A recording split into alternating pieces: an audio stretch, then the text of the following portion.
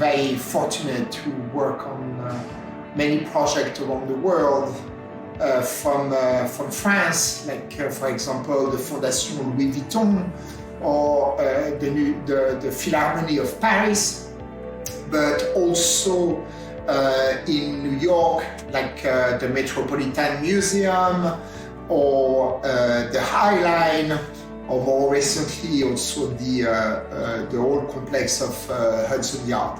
We successfully completed some great projects in Seoul, such as Borzan Park for Christian Dior, or the one also with Frank Gehry for the Maison Louis Vuitton. 압구정 is a prime location for over 500 years. It's by the river, has an incredible background with a view of the mountain.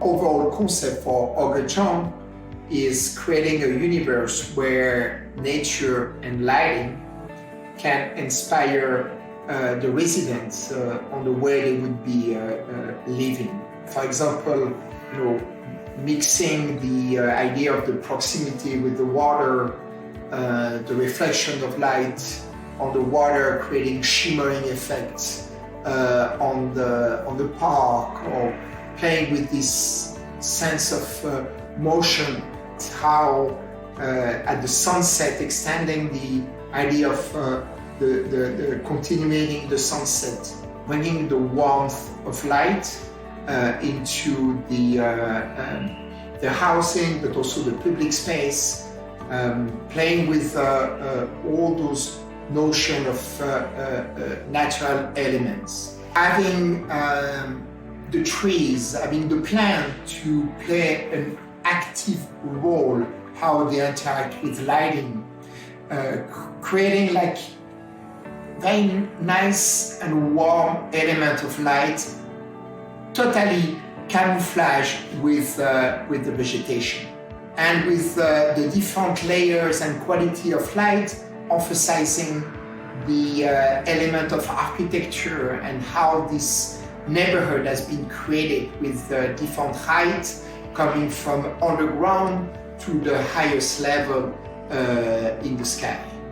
But also becoming a very important destination in the city, and be seen from far, almost like a lighthouse. In this type of project, it's important to understand the scale. First, we understand we are totally at the scale of the city. We have to identify our project in the city itself. People have to be able to recognize the site from far. Has to be a destination. You know where to go. You have to see. So usually the scale of the city is materialized by the rooftop of the building. Then you get closer to the site and the understanding of the neighborhood around what surround the buildings. So there is a whole story of hierarchy, how we want to get and understand the relationship between the city and the human experience. The way it's organized, the main acts, the second acts, the connection, the vertical connection between the underground and the tower itself, very important. And then you have a pedestrian scale where you understand really like how the place is working, like surrounding with nature, surrounding with green, how the green rise up to the building, how we want to show that is not only the landscape horizontally, but also there is some vertical landscape growing up to the building. I think the understanding of the light and the relationship with the green, it's very important. We want to use nature, we want to use the landscape as reflector of light, almost like what we did for the High Line in the middle of the city of Manhattan. We also want get the feeling, and especially with the water, extending the idea of the sunset. The magic hours is very important, like the warmth, bringing like a warm tone to the city, feeling like this neighborhood, it's almost like a destination of warmth. And of course, we can propose to have some color changing in case of event. In very, very specific area, we have to accommodate like national holidays, possibility of coloring. It's important to give a life of the place daytime and nighttime.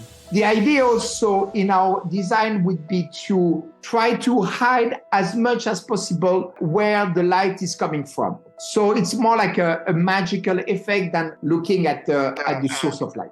Sometimes you have a path, you have trees. Try to combine the light pole with the tree, make them a little bit more discreet. Or if you see a light pole, we give a real strong definition or identity. Like, for example, you are in France, you're on the Champs-Élysées, you have the trees on both sides, but also you have the light pole, and you can identify the Champs-Élysées with the light pole connected to the trees. For the rest, using the furniture to integrate lighting, to use the tree canopy to reflect the light, or on the water light to integrate and hide the light source as much as possible. Washing, either invisible light to wash the ground, the path, and connecting the ground with the top of the building like we see at Hudson Yard, where we have a mark just on the top, and it's what you see from far.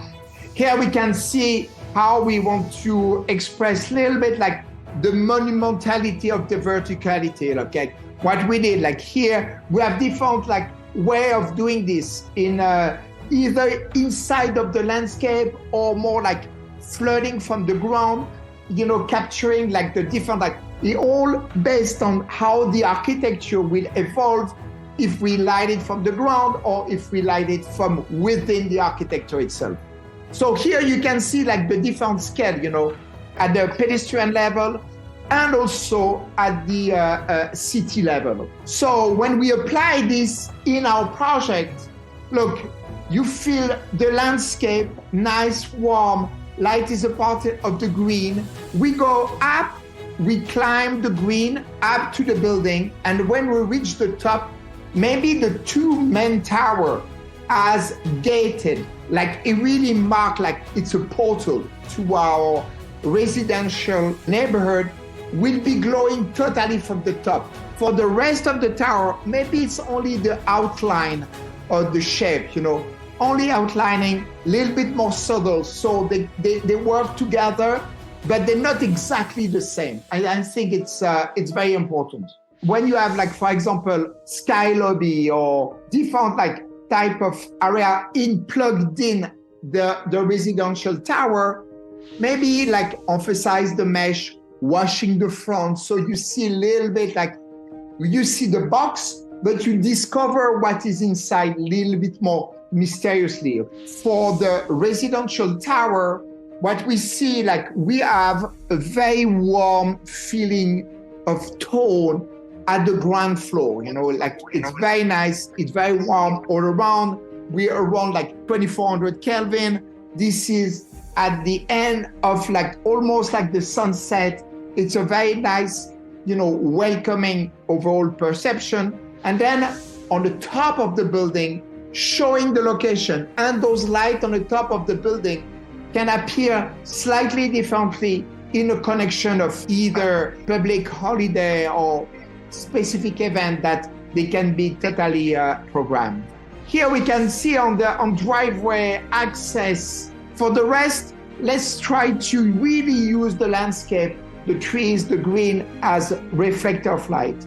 I think for the arriving plaza, it's a very important sequence in the relationship between building and water, using the design of the building to hide light fixture, but also to treat the arriving plaza at the ground floor, a little bit like a Columbus Circle, or playing with the fountain very well, having be a part of some animation for the fountain, very nice. It's a celebration of arriving. Here we can see the watering court where you have like the applied for the green, down light on the architecture, ring of light related to the water. all this composition create like a beautiful harmony to the place. Here underneath, like the mirror canopy, the idea was to just get a very thin line of light. Like at night, it would be like the canopy is just holding by those very thin lights that connect from the ground to the canopy.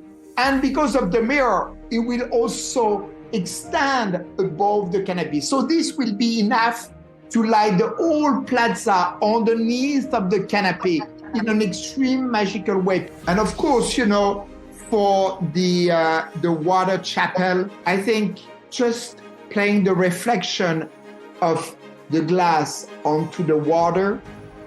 You know, here we show example of a project we did like with Stephen Hall in Biarritz, where you have a mix of clear glass and frosted glass, how this can be really used as a reflector. Our project, also the Diane Gallery in Seoul, down there where really the water can become like a beautiful mirror, like mixing the body of water, but also the effect of the water becoming a mirror. Here we can see how we want, you know, the feeling to come down when you have those skylights, how the natural light can be brought down the below and really get the proper feeling like, wow. It's all about the vertical connection here. Also, I think I would say it's maybe a new way of, maybe a little bit more modern way of living, where you have a full symbiosis between nature, city, how you want to, you know, bring your landscape, not only looking at it, but also bringing a little bit closer to your habitat.